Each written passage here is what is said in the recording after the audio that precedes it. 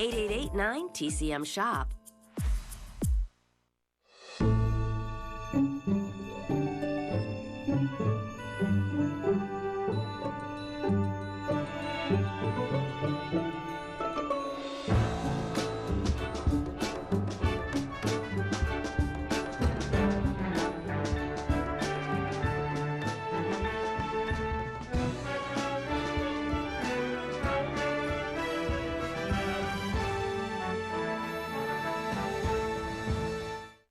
Hi, I'm Robert Osborne.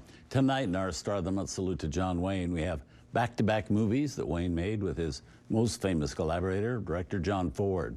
This was an actor-director relationship which produced 14 movies between 1939 and 1963. And we have 10 more to bring you in the hours ahead. Back with me, as he will be all week long in the primetime hours, is film historian and Wayne biographer Scott Eyman. Welcome, Scott. Thanks, Bob. Great to be here. Now, the next movie we have is one of the best, certainly in the Wayne Ford filmography.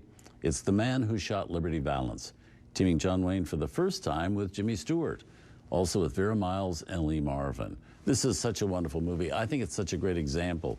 If anybody ever says that John Wayne always just played himself in movies, you know, and I love the fact we're following it up to Stagecoach, because these are two totally different people. Sure.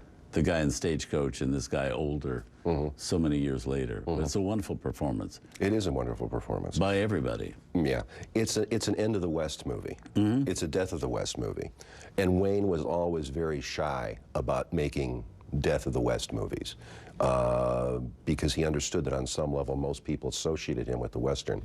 And if the Western dies, then what does that mean for John Wayne? Right. But because it was John Ford, he went and did it. And as always with Wayne, he would get a little nervous because Ford would surround him with very flamboyant character actors. You know, he's got Lee Marvin, who is pure rock and roll. Right. In the movie. And out of control. Yeah, it's a big performance. Right. It's a theatrical performance. And Strother Martin and Edmund O'Brien playing a roaring alcoholic, and you've got and John Carradine, and they're all playing to the balcony, really. And Wayne and Stewart have to be playing for a kind of psychological and emotional reality, while they've got all these wonderful flamboyant character actors around, and Wayne would say, "This is not easy to do," you know. It kind of left him a little unsure of himself, which may in fact have been what Ford wanted, you know. And also there's the fact that as the picture goes on, he kind of declines into kind of moody alcoholism, you know, which is not what people really wanted to see John Wayne as, a failure, even though this is what it's about, because he sacrifices himself, knowing full well that it's going to destroy him.